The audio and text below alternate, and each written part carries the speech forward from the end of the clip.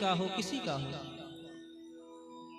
जो पृथ्वी पर आया है सारे नियम को पालन करना पड़ेगा। सब कुछ जो भी भोगना है सब होगा महाराज। केवल एक ग्रह गड़बड़ हुआ। कौन? एक ग्रह। एक ग्रह गड़बड़ होने के कारण राम जी के पूरे जीवन में कष्ट ही कष्ट रहा। भगवान मनुष्य हैं और भगवान ने दिखाया कि देखो अगर हम भी आए हैं मृत्युलोक में तो हमको भी यहाँ के नियम को निभाना पड़ेगा। हम सोचते हैं कि हम भगवान की पूजा कर रहे हैं, हमको दुख हो गया तो कहते महाराज इतना माला जपते हैं फिर भी जो है कष्ट ही है, कष्ट है। भैया ये जो तुम कर रहे हो, जो जप कर रहे हो, जो पूजा कर रहे हो, जो पाठ कर रहे हो, जो कीर्तन कर रहे हो, जो कथा सुन रहे हो,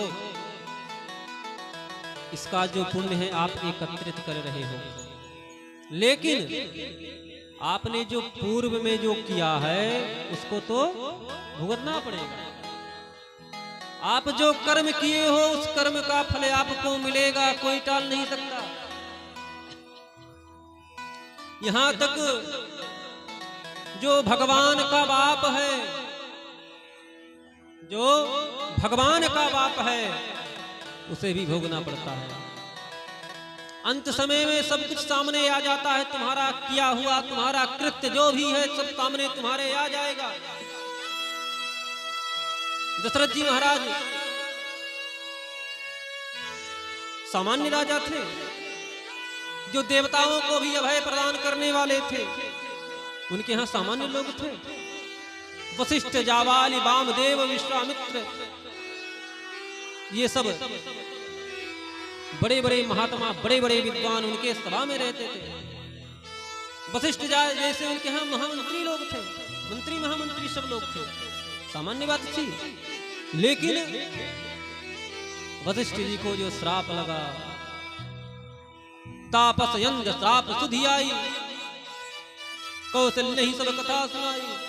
अंत में जो उनका जो कर्म था, भले ही भूल से उनसे गलती ही हुई हो,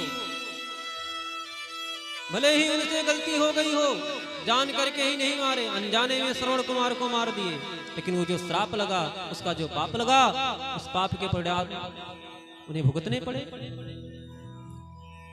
भुगतना पड़ा।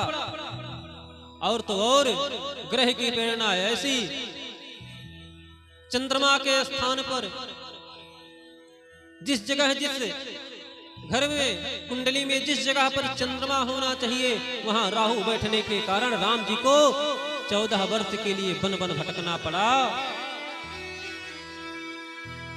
और इतना ही नहीं, आने के बाद भी 11,000 वर्ष तक राम जी राजा बने, लेकिन 11,000 वर्ष में राम जी कभी सुखी नहीं रहे।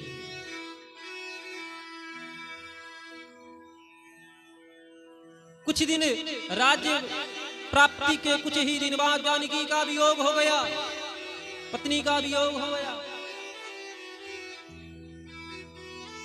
और इतना ही नहीं, वो घड़ी याद करो, वो समय याद करो जब राम जी के सामने उनके ही पुत्र, उस बाप पर क्या बीतेगी। बेटा कहे कि पिता से कि हमसे युद्ध करो, आओ हमसे लड़ो, अपने बल का परिचय दो, तुम में कितना बल है, अपने बल का परिचय दो। कुशलव ने कहा युद्ध करो, अगर अश्व का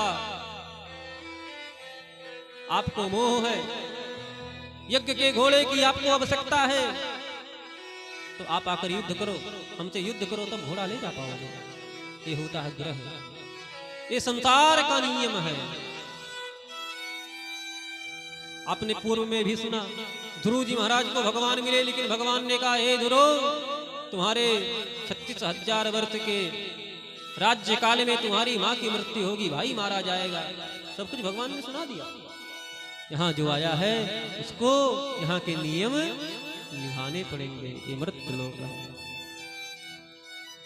भगवान जब सुने तो भगवान ने कहा कि भाई हमको कलंक लग गया, अब मैं अपना कलंकी मुख लेकर के इस सभा में नहीं आऊंगा। भगवान ने अपने सभा का त्याग कर दिया और उस विषय में